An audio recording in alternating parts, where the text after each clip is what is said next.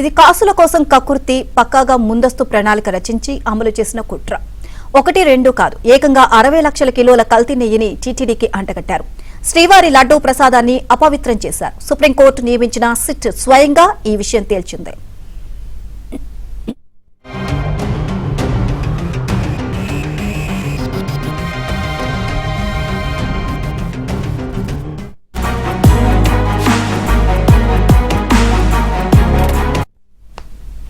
అప్పటి వరకు టీటీడీ కఠినమైన నిబంధనలను వ్యూహాత్మకంగా సడలించేశారు.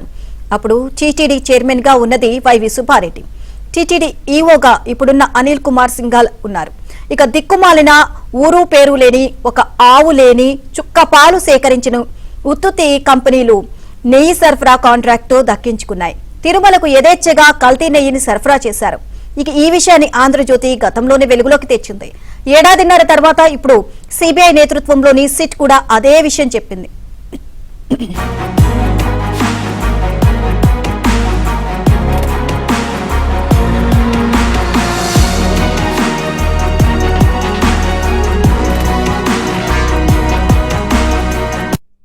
టీడీపీ పాలనలో 2019 ఏప్రిల్లోనే నెయ్యి కొనుగోలు టెండర్ల నిబంధనలను టీటీడీ కఠినతరం చేసే ప్రక్రియ మొదలుపెట్టింది.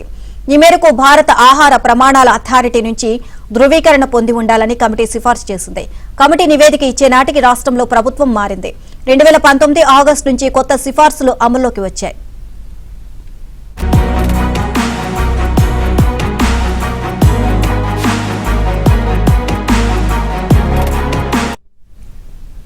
వైవి సుబ్బారెడ్డి అధ్యక్షతన పూర్తిస్థాయి పాలక మండలి ఏర్పడగానే కథ మారిపోయింది. డైరీ నిర్వహణ కాల పరిమితి 3 ఏళ్ల నుంచి ఏడాదికి కుదించారు. కంపెనీ వార్షిక ఆదాయం 150 కోట్లు ఉంటే చాలని తేల్చేశారు. టీటీడీకి నెయ్యి సరఫరా చేసే డైరీ అసలు పాలు సమీకరించుకున్నా పర్వాలేదు అని తేల్చడం మొత్తం వ్యవహారానికి పరాకాష్ఠగా మారింది. ప్రొఫెషనల్ కమిటీ సిఫార్సులను బోర్డు ఫిబ్రవరి 2న ఆమోదించింది. తద్వారా కల్తీకి రాచమార్గం వేశారు అని సిట్ స్పష్టం చేసింది.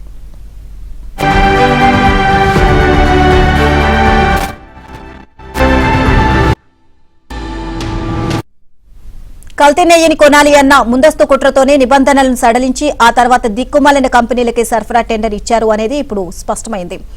నిబంధనల సడలింపు వల్ల ఏపీలోని ప్రముఖమైన విజయ డైరీ ఇతర కంపెనీలు పాల్గొనకుండా చేశారు. నిబంధనలకు గేట్లు ఎత్తివేయడంతో తాము కోరుకున్న కంపెనీలే టెండర్ దక్కించుకోవడం జరిగింది అని ఈ నివేదికలో అంశాలు తేటతెల్లం చేస్తున్నాయి.